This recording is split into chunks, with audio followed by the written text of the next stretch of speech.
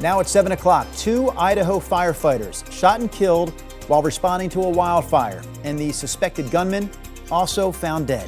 Plus, a major transportation bill fails to make it through the Oregon legislature. ODOT sounding the alarm of deep cuts coming their way. How about this? A live look right now down at the Willamette River in downtown. Oh yes, we've got swimmers in swim trunks, bathing suits, even some Speedos out there from what I'm told. They are ready to go. I love it. Where are they going? They're going in the river. An early morning swim in the Willamette. We're going to explain why this group is doing this morning. All that coming up as we kick off the 7 o'clock hour of sunrise right now.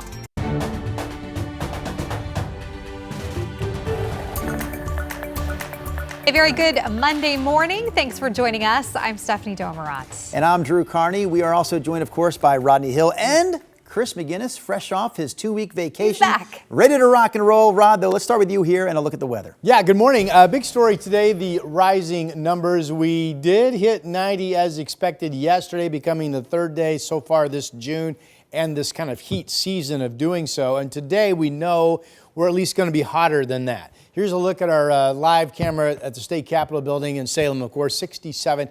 This is the comfortable time of the day, so get outside and get some things done if the heat tends to bother you. Here's the blue sky over the Rose City, now rising to 66 degrees already. I have an impact alert from noon through 8 p.m. today. 81 at noon, already feeling quite warm, and then the high today, 95. Not a record, but certainly hot enough to take some shelter from, perhaps. Here's Chris. Hot enough. Yeah, stay hydrated today for sure. All right, let's get you out on the roads. This is I-5 down near Wilsonville. Your northbound commute moving from the bottom of your screen to the top. It's still rolling along, but it is getting busier from our last check for sure.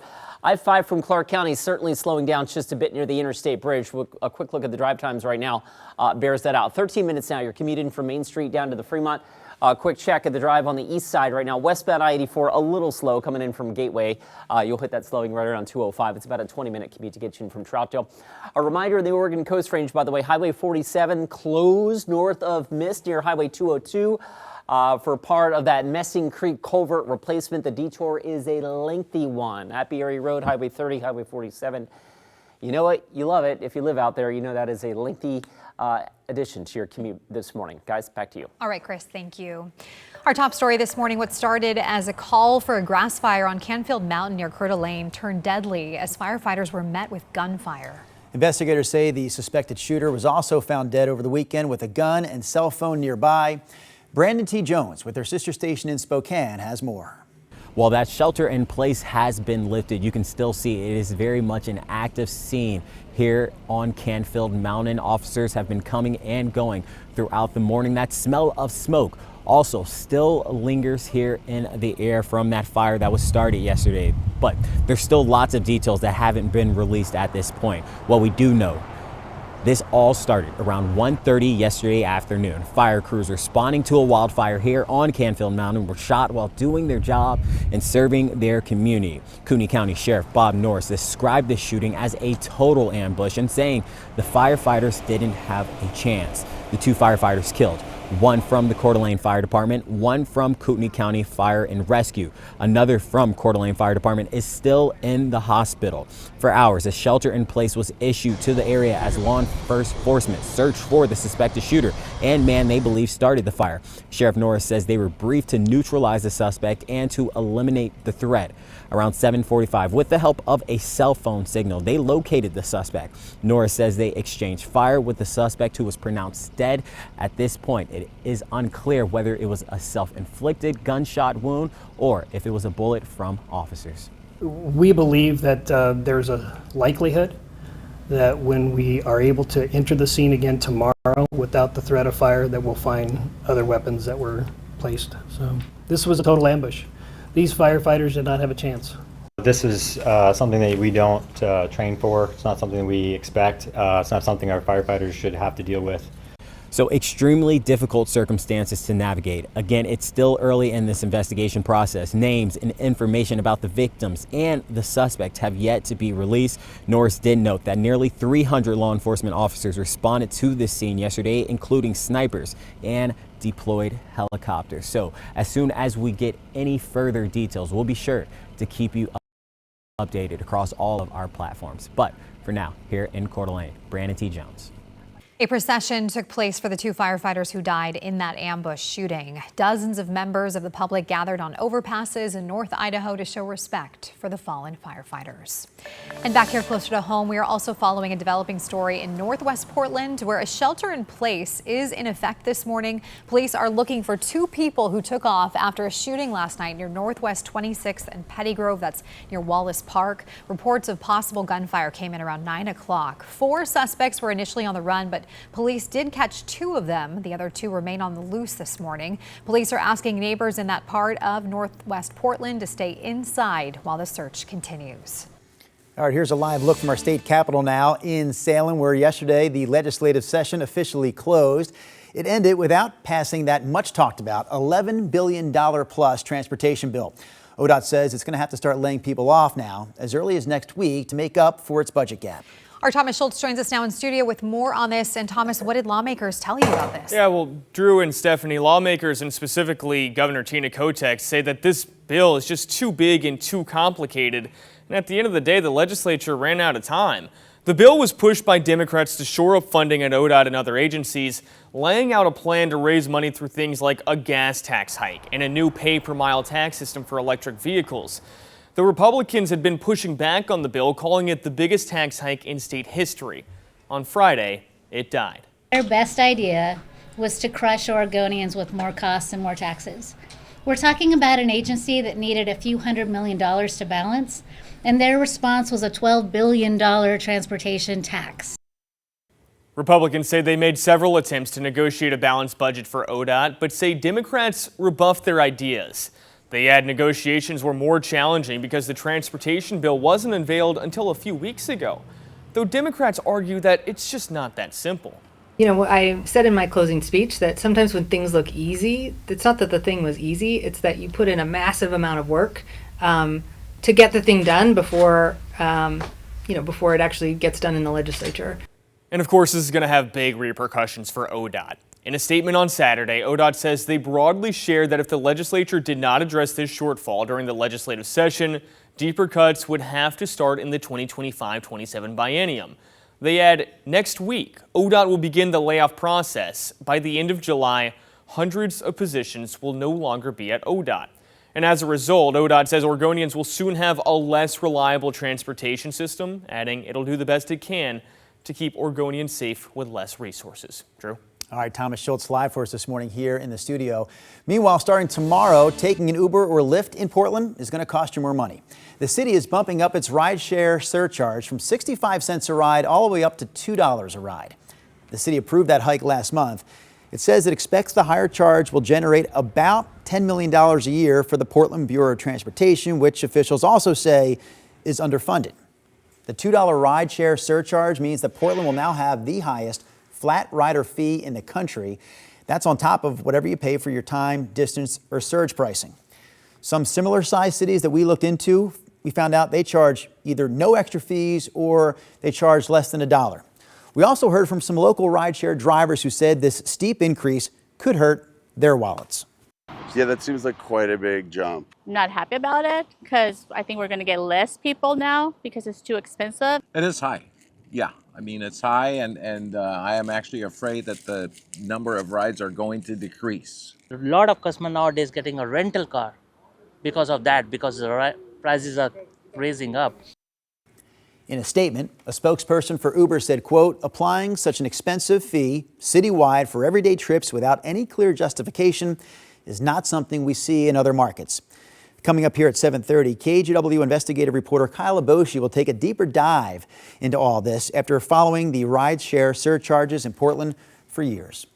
Let's give you a live look outside now at the Willamette River. There we go, where a group of early risers are not only taking a dip in the water, they are swimming a lap across the Willamette River, Drew. So if you haven't heard about the River Hugger swim team before, they've been doing this swim for about 14 years. They say it all started with a, quote, there they go, recreational protest swim when it was still not legal to swim in the Willamette River. And yep, there they are, Stephanie, hopping in and swimming from one side, the east side, of the Portland banks there, all the way over to the downtown Portland side on the west. They say they want others to come out and enjoy this open water swimming business. And I say, No way, Jose. Not because I'm not down with the swimming in the Willamette itself. I'm just not a very strong swimmer. Well, that's important. I'm going to throw it out there. Yeah, you shouldn't go in there if you don't have the capacity to be able to do that. But it's a nice morning out there, really, to take a swim, right, Rob? Yeah, water probably feels pretty good. Pretty good swim, too, Mr. Carney, as you know, across. Yeah. And across. Yeah. Yeah.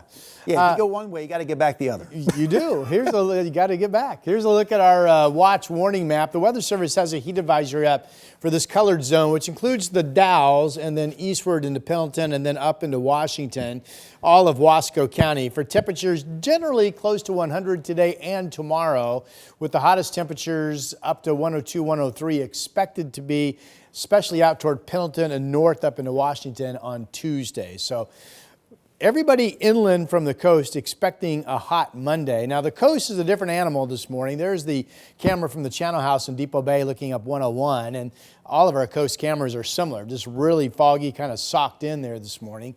Here's a look at Timberline Lodge. All of our inland cameras show clear skies, even up at 6,000 feet at 60 degrees. So that shows you that the batch of air, what we call the air mass itself, is really warm and just ripe for temperatures to eventually soar during the afternoon hours. Here's our Chehalem tasting room camera out of the vineyard in Sherwood, 64 degrees. Temperatures are about the same everywhere. It's already 70 in Forest Grove. Look at that. We do have light winds being reported. Sandy, 55 degrees, a little more comfortable out the door, or cool anyway.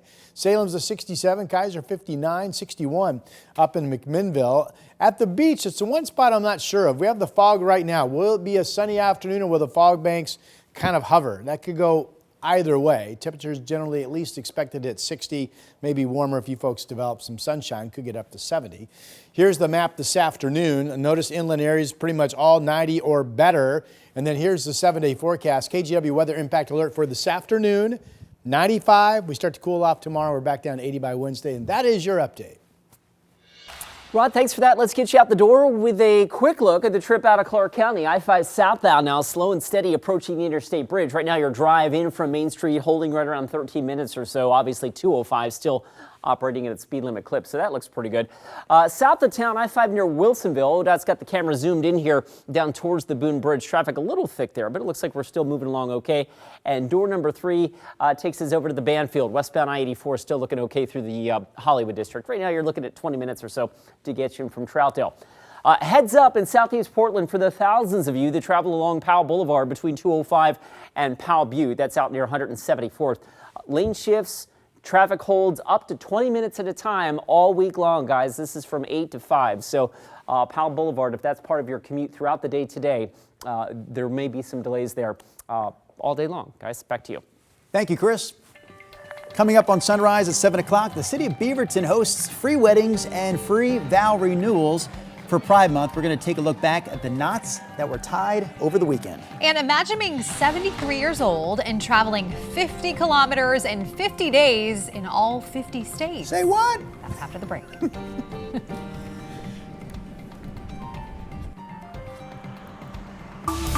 The KGW Plus TV app, streaming 24/7. Local news from the team you trust on your time. Track how the weather will impact your day. Certainly becoming increasingly hazardous. Extended, continuous coverage of breaking news, live from the scene. That snowpack is still heavy. Go deeper with in-depth interviews and exclusive reporting. All the local news you need, live or on demand. KGW Plus. Download on your TV and watch for free.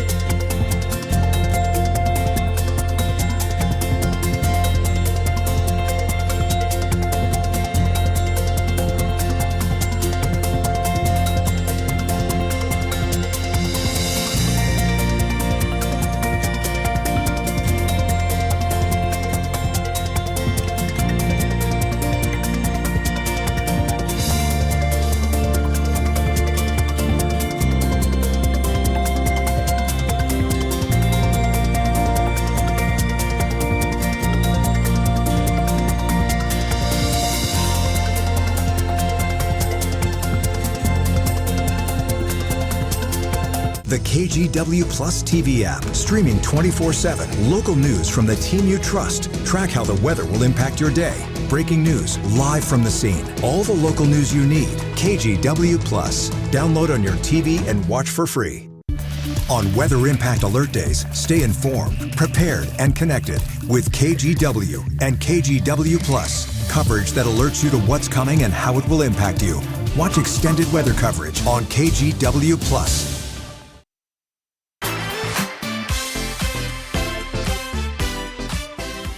The city of Beaverton recognized the 10-year anniversary of the nationwide legalization of same-sex marriage over the weekend with free weddings and free vow renewals. It was all part of the city's Pride Parade and celebration event on Sunday. The city said yesterday's Pride event may have been its biggest one yet.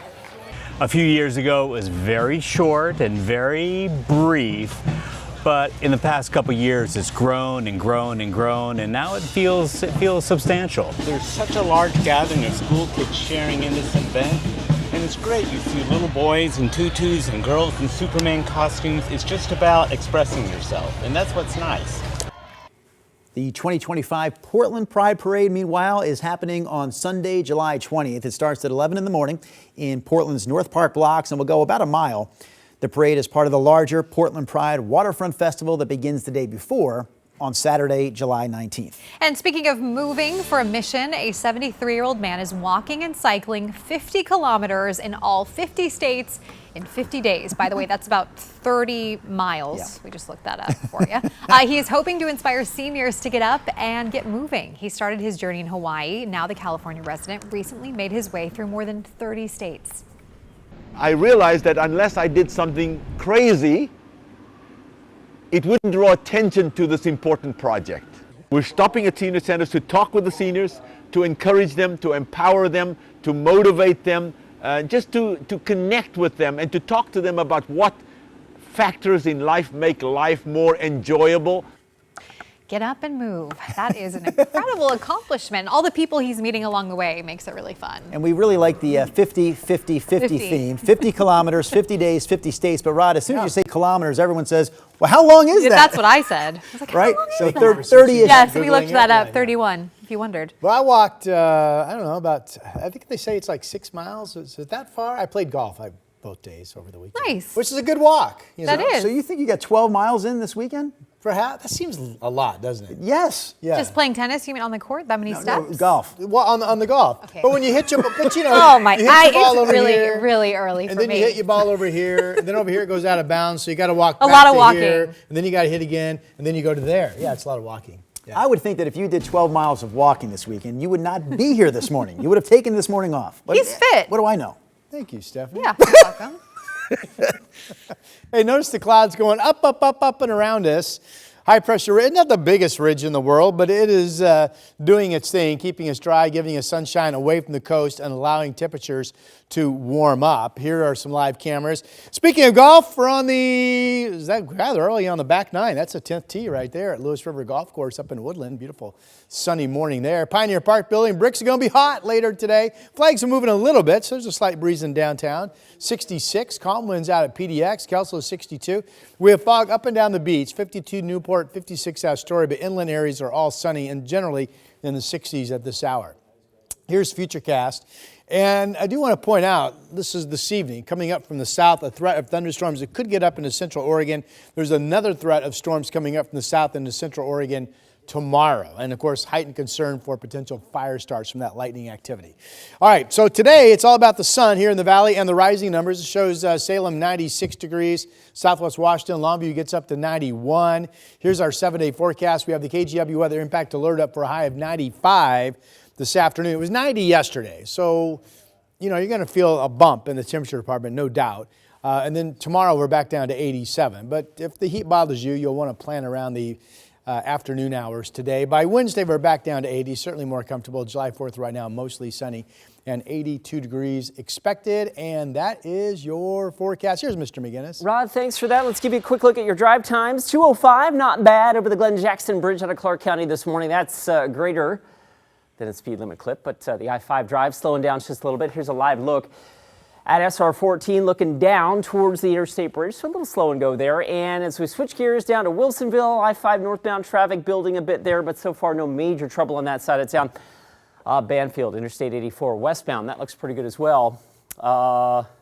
Yeah, I was hoping to get the drive time, but in any event, I could show you the traffic map here is mostly in green. We have a couple slow spots showing up now on I-205 southbound through Oregon City and Westland. But guys, so far, our Monday morning commute off to a relatively good start. All right, Chris, thank you. Well, still ahead on Sunrise, Washington farms are feeling the impact of immigration raids. Workers fearing deportation are staying away from the fields. We'll be right back with that story. The KGW Plus TV app, streaming 24/7. Local news from the team you trust on your time. Track how the weather will impact your day. It's certainly becoming increasingly hazardous. Extended, continuous coverage of breaking news live from the scene. That snowpack is still heavy. Go deeper with in-depth interviews and exclusive reporting. All the local news you need, live or on demand. KGW Plus. Download on your TV and watch for free.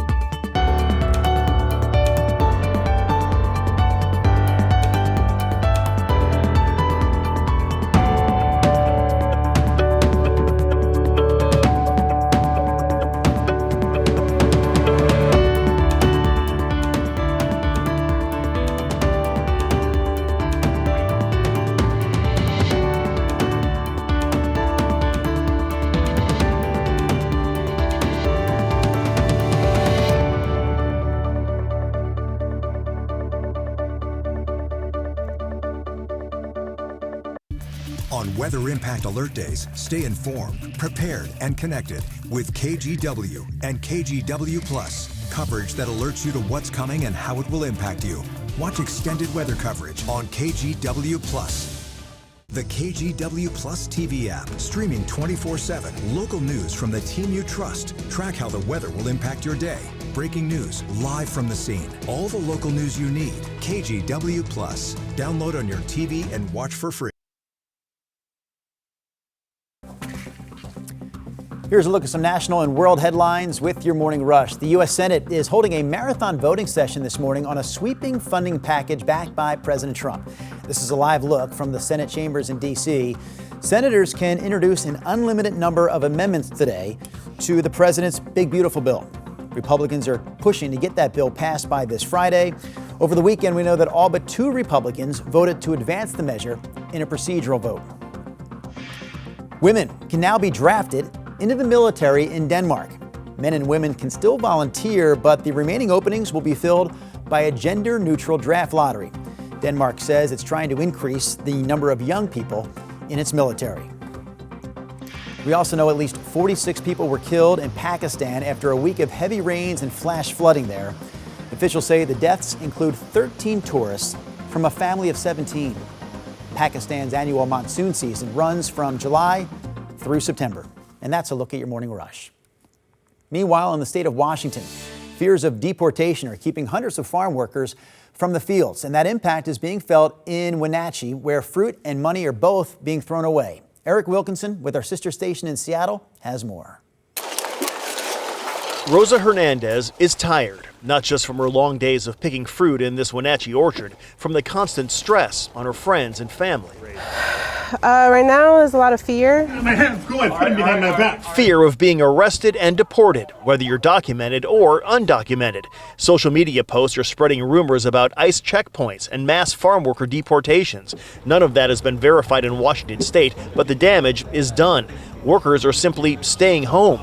This farm alone is down 50% of its normal workforce. The chaos that they see on social media, the chaos that they see on the news, the chaos that they see or they hear is going to happen everywhere else. The harvest season here in Wenatchee has a short window, a window that is closing quickly. The lack of workers literally leaving fruit rotting on the vine. Carlos Torres says he's looking at losing a third of his cherry crop because depleted workers can't pick it fast enough. With apples and pears still waiting to be harvested, Carlos worries this is just the beginning of a long, fruitless summer. We have to borrow money from the bank. The bank expects you to harvest everything and get paid. If we don't pay on time, they just cut our funding and that's it. According to the USDA, 40 to 50% of migrant farm workers are undocumented. But without them, food goes spoiled, farms go under, and prices go up. The president of Washington's Fruit Tree Association says the Trump administration must allow immigrants to stay in the fields, documented or not, unless they've committed serious crimes. First step in getting positive action is recognizing a problem. And I think that we have that at this point. Yes. As for Rosa Hernandez, she picks food for America's families so she can feed her own. If the cyclone is broken, it's going to be chaos. In Wenatchee, Eric Wilkinson, King 5 News. Coming up here on Sunrise, 7 people hurt in a series of separate shootings in Portland over the weekend. We're going to hear from Police Chief Bob Day, who called it a tough 12 hours for the city. Also in our next half hour, we'll take a look at this big plume of smoke from a large fire that happened near Fisher's Landing. What we know about this fire, still ahead. Live look outside now, pretty sunrise on this Monday morning. We've got Rod Hill on standby. He'll have a closer look at the week's forecast. He's also going to take a look ahead to the weekend forecast. A lot of people want to know about the 4th of July. That is on Friday, and of course the weekend to follow. All of that coming up here as KGW News at Sunrise, streaming live at 7 o'clock, continues in just a moment.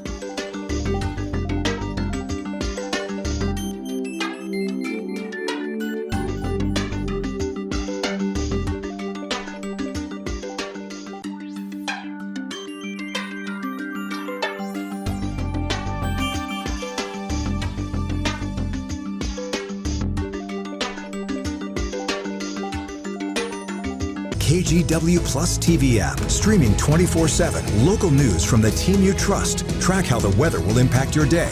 Breaking news live from the scene. All the local news you need. KGW Plus. Download on your TV and watch for free. On Weather Impact Alert Days, stay informed, prepared, and connected with KGW and KGW Plus. Coverage that alerts you to what's coming and how it will impact you. Watch extended weather coverage on KGW Plus.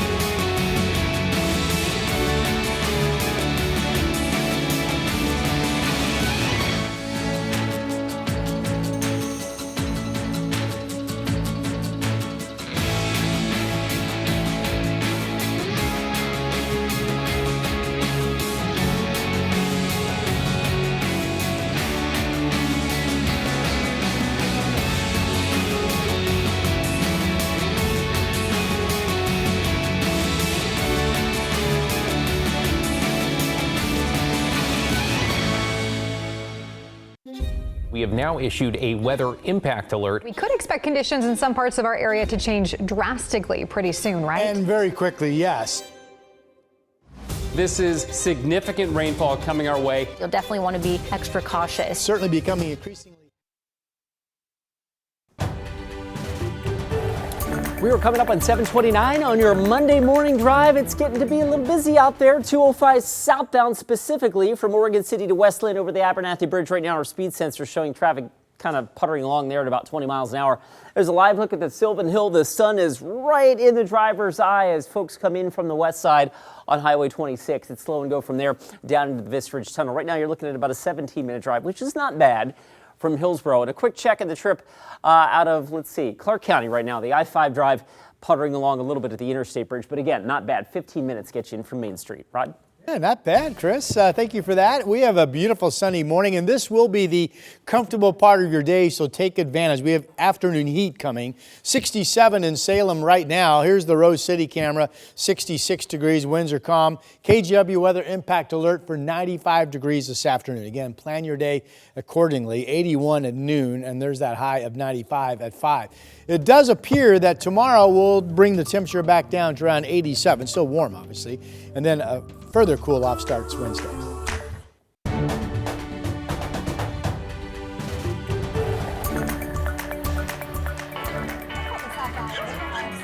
We are starting with a Corgi Beach takeover in Seaside over the weekend. How cute is this? More than 1,000 of these lowrider dogs socialized on the beach. They have a race. I love that, lowrider dogs. Some participated in costume contests and some took part in a race, as you saw there. This was organized by the Oregon Humane Society. And this year's event is expected to raise nearly $30,000 for their programs.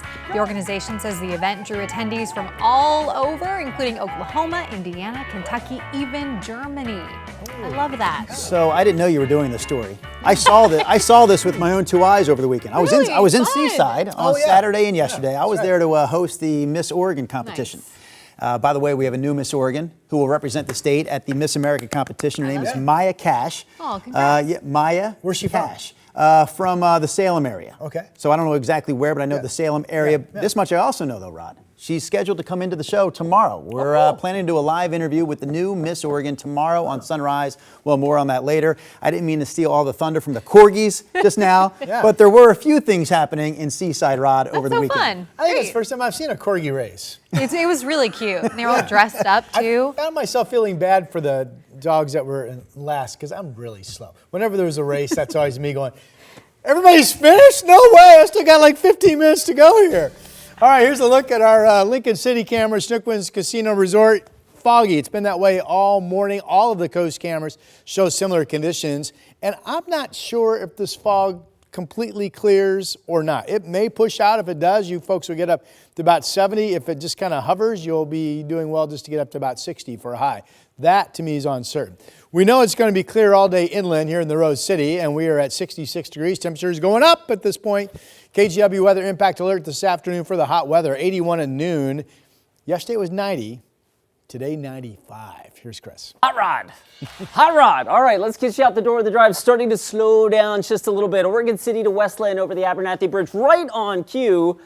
There we go. Really slow and go now right over the Abernathy Bridge. So that little section of 205 South is one of our bigger slow spots this morning. Over on the west side, this is at Sylvan. Not sure what ODOT's got there going on in the westbound Sylvan exit ramp. We'll keep you posted on that, though. Maybe it looks like they're just getting ready to set up some road work signs or something like that. Your drive inbound on the Sunset's up to about 18 minutes or so from that part of town to get you in from Hillsborough. Quick check behind door number 3. I want to switch gears real quick and show you what that looks like on the Banfield. That's also one of our other slow spots this morning. So far, guys, despite some slowing here or there, we're off to a relatively good start right now. Thank you, Chris. Top story here at 7:30. A series of shootings this past weekend in different parts of Portland left at least 7 people hurt. Portland Police Chief Bob Day addressed members of the media after the flurry of violence. KGW's John Adams has the story. A spree of gun violence across the city of Portland started just after midnight early Saturday morning. A 16-year-old is accused of firing over 24 shots at a private event that had over 100 people in attendance. 4 people, including a 15-year-old, were hit and taken to the hospital. They're all expected to survive. The 16-year-old suspect is now in juvenile detention, facing multiple counts of attempted murder. Violence should never become acceptable in our city. We should never just see this as appropriate. Police Chief Bob Day spoke on this and other overnight incidents, including a shooting at a convenience store on Northeast Lombard, where a man was shot in the jaw. 2 other individuals sustained gunshot wounds in the leg. One of those incidents happened around 4:15 a.m. on North Maryland, and the other took place just after 9:30 at Southwest 12th in Columbia. The individuals shot in the leg are both expected to survive. Chief Day tells us the suspects got away in all 3 of these cases. Those investigations are ongoing. You know, obviously hoping to make arrests. They're being followed up on by our safety team that focuses on gun violence. The chief calling the night of violence disappointing and sad. There's a lot of mixed emotions, but primarily in my role as chief, it weighs heavy on me because I know this is not what Portland is or what Portland needs to be about. And that was our John Adams reporting. Now, Portland homicide detectives are also investigating the death of a man in police custody. It started as a disturbance call just after 10 o'clock Friday night on North Argyle Way off Columbia Boulevard. Officers say a man was reportedly flooding his apartment with water and hanging knives from his window. Shortly after they arrived, officers called for an ambulance. Paramedics took the man to a hospital where he later died. The officers in this case are now on leave as part of the investigation. We're hearing from a Vancouver mom this morning after a man tried to abduct her 5-year-old right outside their house. She says she noticed a white Nissan Versa sitting on her street before one of her twin 5-year-old daughters came running back inside the home. You can actually see the child running back inside on this Ring security video. All of this while the white Versa drives away. My daughter come busting in the door to let me know that a man out here told her to go onto the street and he would give her the toy if she met him on the street. Mentally, it's constantly racing in my mind over and over that it even happened and what could have happened. The 21-year-old suspect, Alexander Reitbrock, is now in custody. Turns out Vancouver police arrested him earlier this year for trying to pay teen girls for sex. He posted bail at the time and was released. We're learning to learn more this morning about a fire near Fisher's Landing in Vancouver. We spoke to people who could see the flames, including one person who lived nearby. We came from downtown Vancouver, a little past that. We came all the way here. I mean, just follow the smoke. It's in the stratosphere. It's out it's there. way out there. There's about 60-foot flames on the east side of our property. Looked like the mill. We're pretty lucky. We live in a county and a district that's well supported with our firefighters and EMS personnel. Our photojournalist on scene says the fire was nearly out by 8:30 last night. We are continuing to cover the add-on fees for rideshare services like Uber and Lyft in the city of Portland. Now, the $2 fee means Portland now has the highest surcharge in the country. Investigative reporter Kyle Aboshi explains. The convenience of Uber and Lyft is becoming more costly for passengers in Portland. Starting next week, riders will face a $2 surcharge for every trip, up from 65 cents. Rideshare drivers worry the steep increase could impact business. Yeah, that seems like quite a big jump. I'm not happy about it because I think we're going to get less people now because it's too expensive. It is high. Yeah, I mean, it's high, and I am actually afraid that the number of rides are going to decrease. A lot of customers nowadays getting a rental car because of that, because the prices are raising up. The Portland City Council approved the increased fees last month in hopes it will generate $10 million to support the city's Bureau of Transportation. We know that the Transportation Bureau is starved for money. In a statement, Uber explained applying such an expensive fee citywide for everyday trips without any clear justification is not something we see in other markets. Some similar-sized cities don't charge any extra fees, while others charge less than $1. But at $2 per ride, Portland now has the distinction of the highest surcharge in the country, or flat rider fee that doesn't count time, distance, or surge pricing.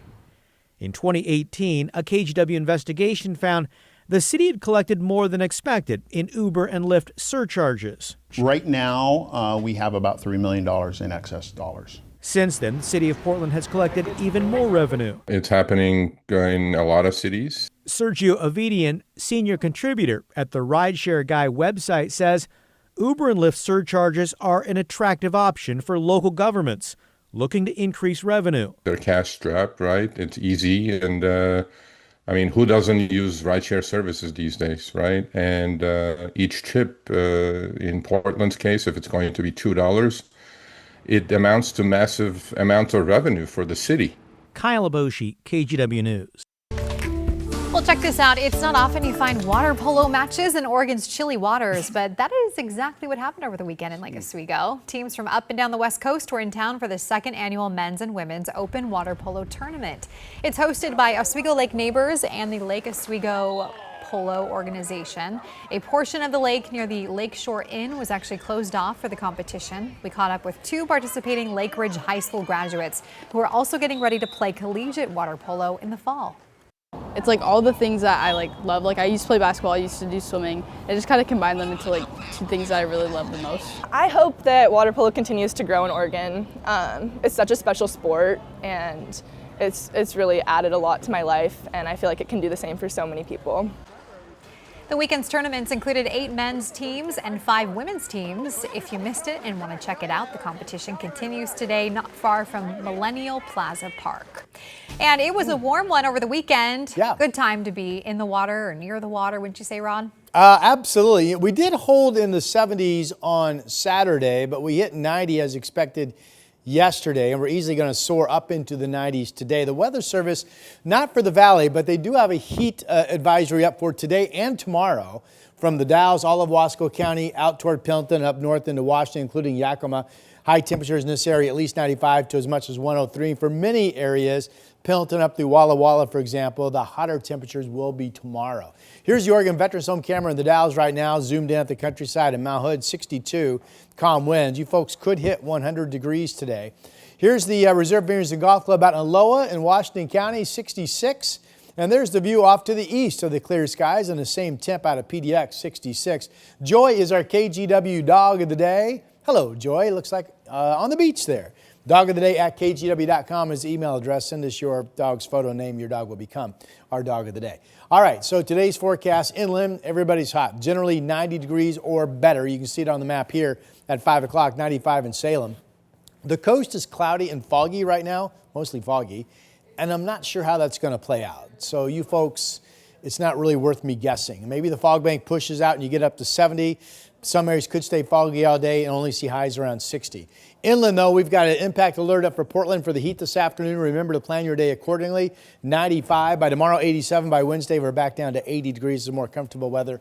Returns. Here he is, Chris McGinnis, back from vacation. Thank you for that. Reminder on Outer Powell Boulevard, Highway 26, that is, right between 205 and Gresham. There will be lane shifts and ongoing road work that could mean traffic holds up to 20 minutes. 8 to 5 today and through the week. More on that coming up in a minute. Out to Highway 47 in the Coast Range. A reminder here, Highway 47 closed near the Messing Creek crossing for culvert replacement. It's a lengthy detour and a lengthy closure for folks that use that road. That closure in effect until August 21st. All right, the drive times right now getting busier on I-5, but not bad. 17 minutes for southbound commute from Main Street to the Fremont Bridge. There's the live look right now at SR 14, so a little slow and go there. And a little slow through Wilsonville as well. Northbound I-5 bunches up from about the, Charbonneau area up and over the Boone Bridge, and then traffic speeds pick up once you get north of Wilsonville. Guys? Hey, quick heads up here. Not just for you, Chris McGinnis, but for everyone who's watching this morning. If you're heading to Sauvie Island, the beaches on Sauvie Island for the 4th of July holiday, you're going to need a pass and a permit. One of them is free. One of them will cost you. We're going to explain this new system after this quick break. On Weather Impact Alert Days, stay informed, prepared, and connected with KGW and KGW Plus. Coverage that alerts you to what's coming and how it will impact you. Watch extended weather coverage on KGW Plus. The KGW Plus TV app, streaming 24/7. Local news from the team you trust. Track how the weather will impact your day. Breaking news live from the scene. All the local news you need. KGW Plus. Download on your TV and watch for free.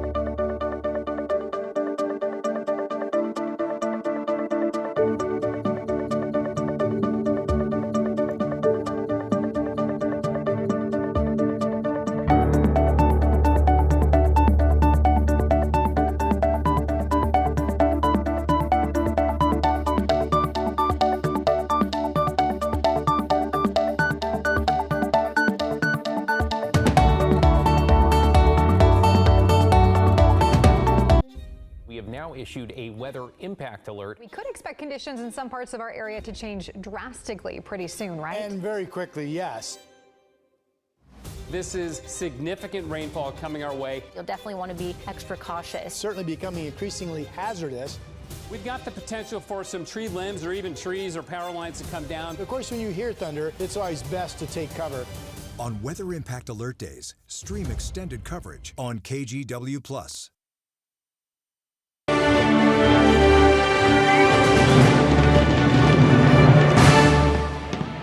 If you are planning to go to the beaches at Sauvie Island this warm holiday weekend, you do want to make sure you have your parking permit and pass ready to show. Starting this 4th of July, you will need a pass to park there. The Department of Fish and Wildlife says the added cost is an effort to address the issue of large crowds and too many cars on the island. Here's KGW's Celine Stevens with the details. I think it's a wonderful thing. That's going to create a lot of chaos. Opposing opinions about the new pilot program for parking at Sauvie Island beaches. It's a limited entry pass that beachgoers will need for holidays and weekends, in addition to the wildlife area parking permit, if they want to park at the beaches starting this 4th of July. We have about 900 spots there, and we can see on some days over 2,600 vehicles. There's a lot of vehicles crossing now on a hot day like this.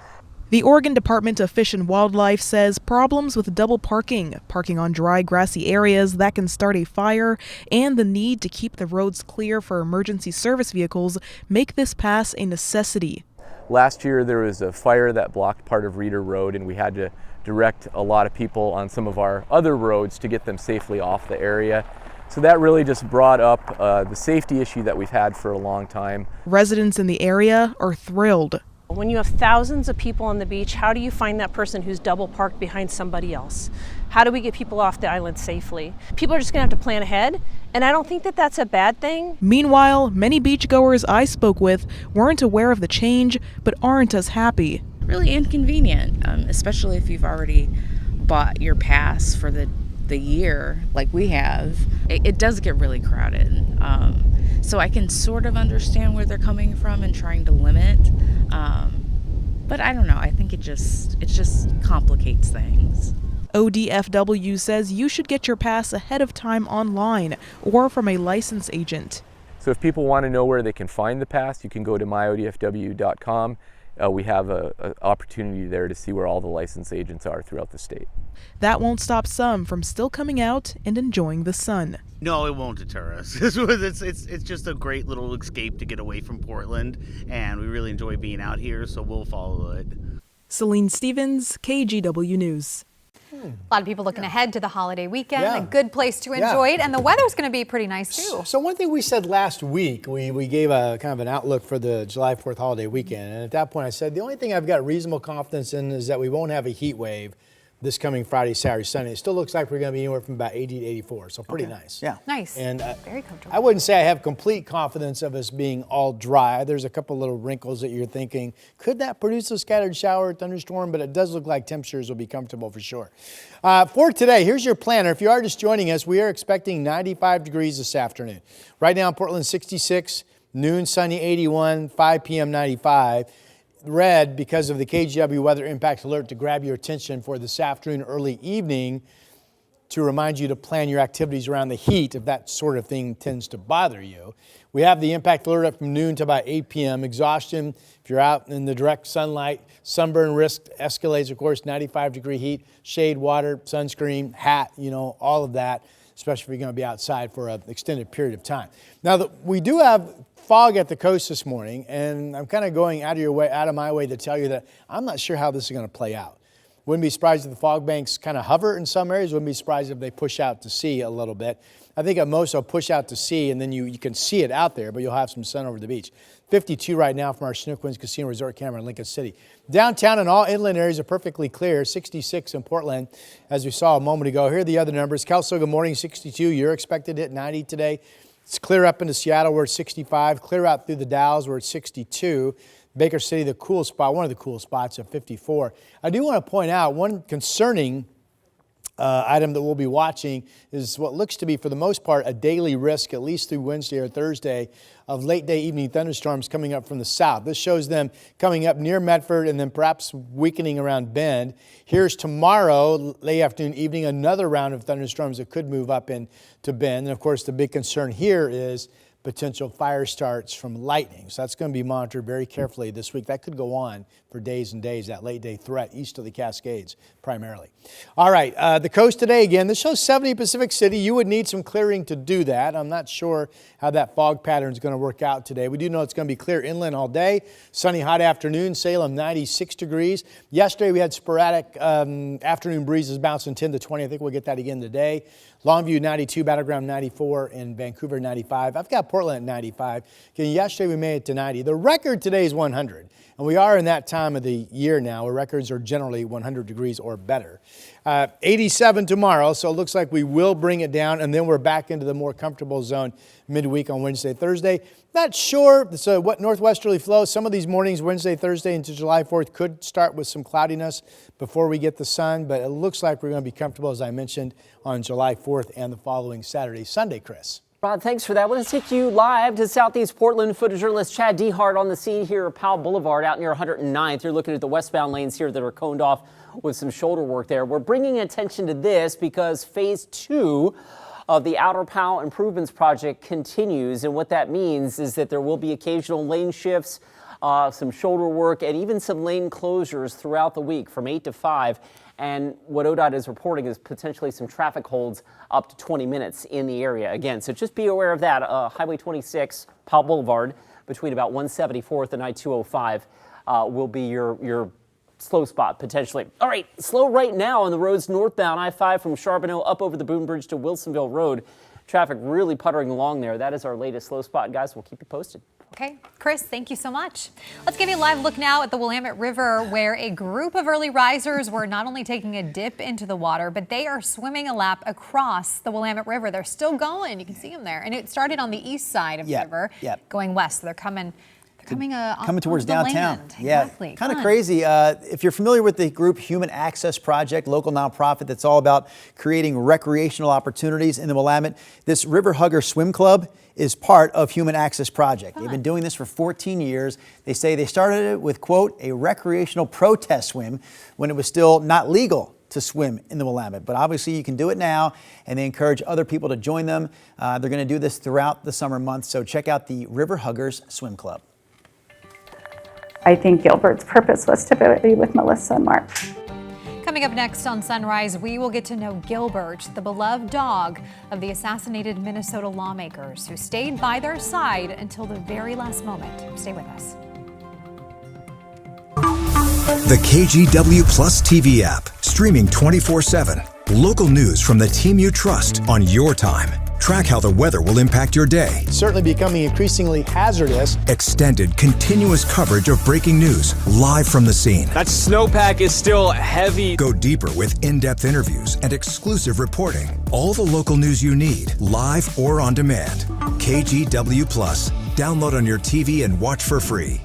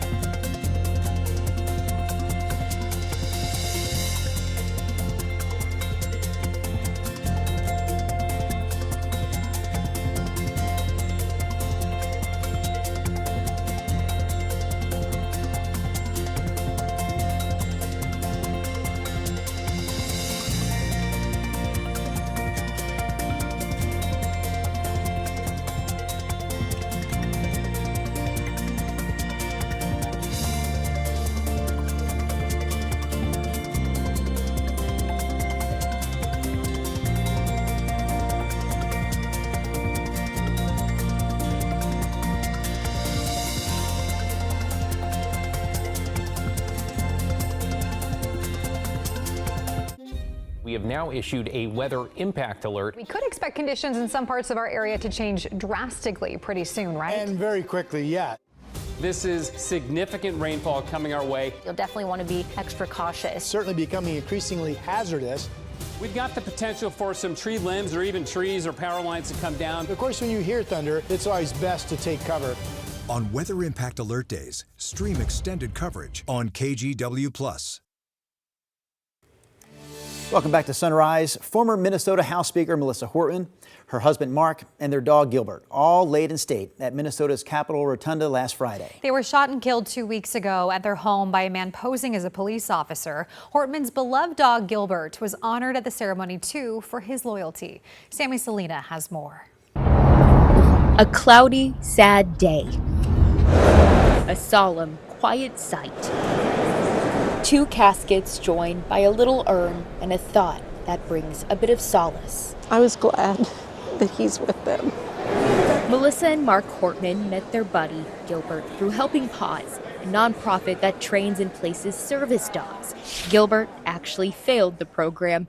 He was just too friendly. I think he represents the innocence in all of this. Elisa Golub is the executive director. She's bringing together volunteer trainers and pups like Petra and Jordy Stratman. We were asked to stand in the honor guard for Melissa and Mark and Gilbert, which is a huge honor for us. They were our neighbors and our friends and her babysitter.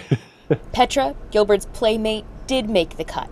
She is one of the dogs who greeted people when they entered the rotunda, including former President Joe Biden. We had a lot of people come up and want to pet them, and of course they're service dogs, so I broke the rules a little bit. He's happy he can give some support, but he's grieving too. It's hard to watch or have people come up and crying, and it just makes it harder. It was rough. Seeing the caskets and the urn, it tears at my heart. Gilbert didn't make the cut. It's exactly what they're meant to do, help people. But if that's the job of a service dog, I think Gilbert's purpose was to be with Melissa and Mark. Then Gilbert didn't fail at all. And we just didn't know it then.